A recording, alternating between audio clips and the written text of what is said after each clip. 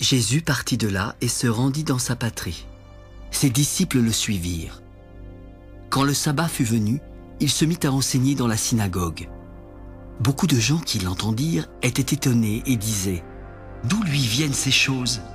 Quelle est cette sagesse qui lui a été donnée et comment de tels miracles se font-ils par ses mains? N'est-ce pas le charpentier, le fils de Marie, le frère de Jacques, de Jose, de Jude et de Simon?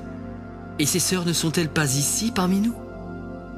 Comme il était pour eux une occasion de chute, Jésus leur déclara « Un prophète n'est méprisé que dans sa patrie, parmi ses parents et dans sa maison. » Il ne put faire là aucun miracle, si ce n'est qu'il imposa les mains à quelques malades et les guérit. Il s'étonnait de leur incrédulité. Jésus parcourait les villages d'alentour en enseignant. Alors, il appela les 12 et il commença à les envoyer 2 à 2 en leur donnant pouvoir sur les esprits impurs. Il leur prescrivit de ne rien prendre pour le voyage, si ce n'est un bâton, de n'avoir ni pain, ni sac, ni monnaie dans la ceinture, de chausser des sandales et de ne pas revêtir 2 tuniques. Puis il leur dit « Dans quelque maison que vous entriez, restez-y jusqu'à ce que vous partiez de ce lieu. Et s'il y a quelque part des gens qui ne vous reçoivent ni ne vous écoutent, retirez-vous de là et secouez la poussière de vos pieds afin que cela leur serve de témoignage. » Ils partirent et ils prêchèrent la repentance. Ils chassaient beaucoup de démons. Ils oignaient d'huile beaucoup de malades et les guérissaient. Le roi Hérode entendit parler de Jésus dont le nom était devenu célèbre, et il dit « Jean-Baptiste est ressuscité des morts, et c'est pour cela qu'il se fait par lui des miracles. » D'autres disaient « C'est Élie », et d'autres disaient « C'est un prophète comme l'un des prophètes. » Mais Hérode, en apprenant cela, disait « Ce Jean que j'ai fait décapiter, c'est lui qui est ressuscité !» Car Hérode lui-même avait fait arrêter Jean.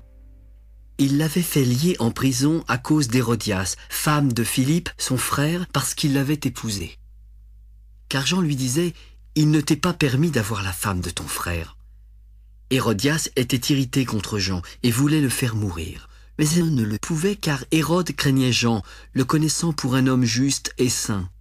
Il le protégeait et, après l'avoir entendu, il était souvent perplexe et l'écoutait avec plaisir. Cependant, un jour propice arriva, lorsque Hérode, à l'anniversaire de sa naissance, donna un festin assez grand aux chefs militaires et aux principaux de la Galilée. La fille d'Hérodias entra dans la salle. Elle dansa et plut à Hérode et à ses convives. Le roi dit alors à la jeune fille « Demande-moi ce que tu voudras et je te le donnerai. Ce que tu me demanderas, je te le donnerai, fût-ce la moitié de mon royaume. » Mère, que demanderai-je? Et sa mère répondit « La tête de Jean-Baptiste. » Elle s'empressa de rentrer aussitôt vers le roi et lui fit cette demande. « Je veux que tu me donnes à l'instant, sur un plat, la tête de Jean-Baptiste. » Le roi fut attristé, mais à cause de ses serments et des convives, il ne voulut pas lui faire un refus. Il envoya sur le champ un garde avec ordre d'apporter la tête de Jean-Baptiste. Le garde alla décapiter Jean dans la prison et apporta la tête sur un plat. Il la donna à la jeune fille et elle la donna à sa mère.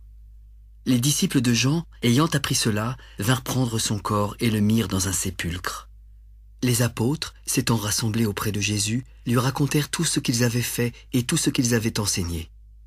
Jésus leur dit « Venez à l'écart dans un lieu désert et reposez-vous un peu. » Car il y avait beaucoup d'allants et de venants, et ils n'avaient même pas le temps de manger. Ils partirent donc dans une barque pour aller à l'écart dans un lieu désert. Beaucoup de gens les virent s'en aller et les reconnurent. De toutes les villes, on accourut à pied et on les devança au lieu où ils se rendaient. Quand il sortit de la barque, Jésus vit une grande foule et fut ému de compassion pour eux, parce qu'ils étaient comme des brebis qui n'ont point de berger. Alors, il se mit à leur enseigner beaucoup de choses. Comme l'heure était déjà avancée, ses disciples s'approchèrent de lui. « Ce lieu est désert et l'heure est déjà avancée. Renvoie-les, afin qu'ils aillent dans les campagnes et dans les villages des environs pour s'acheter de quoi manger. » « Donnez-leur vous-même à manger. » Irions-nous acheter des pains pour 200 deniers et leur donnerions-nous à manger? Combien avez-vous de pain? Allez voir. 5 et 2 poissons.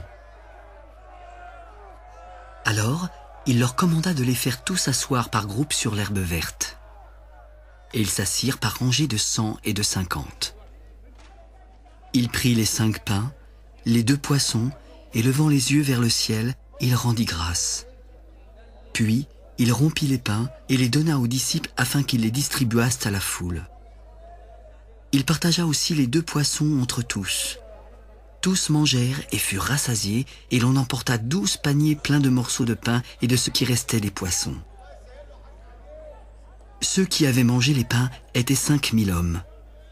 Aussitôt après, il obligea ses disciples à monter dans la barque et à passer avant lui de l'autre côté, vers Bethsaïda, pendant que lui-même renverrait la foule. Quand il l'eut renvoyé, il s'en alla sur la montagne pour prier. Le soir étant venu, la barque était au milieu de la mer et Jésus était seul à terre. Il vit qu'ils avaient beaucoup de peine à ramer, car le vent leur était contraire. À la 4e veille de la nuit environ, il alla vers eux, marchant sur la mer, et il voulait les dépasser. Quand ils le virent marcher sur la mer, ils crurent que c'était un fantôme. Ils poussèrent des cris car tous le voyaient et étaient troublés. Aussitôt, Jésus leur adressa la parole. « Rassurez-vous, c'est moi, n'ayez pas peur. » Puis il monta vers eux dans la barque et le vent cessa. Ils furent en eux-mêmes tous stupéfaits et remplis d'étonnement, car ils n'avaient pas compris le miracle des pains, parce que leur cœur était endurci. Après avoir traversé la mer, ils abordèrent et vinrent dans le pays de Génézareth. Quand ils furent sortis de la barque, les gens, ayant aussitôt reconnu Jésus, parcoururent tous les environs. On se mit alors à apporter les malades sur des lits partout où l'on apprenait qu'il était. En quelques lieux qu'il arriva, dans les villages, dans les villes ou dans les campagnes, on mettait les malades sur les places publiques et on le priait de leur permettre seulement de toucher le bord de son vêtement. Et tous ceux qui le touchaient étaient guéris.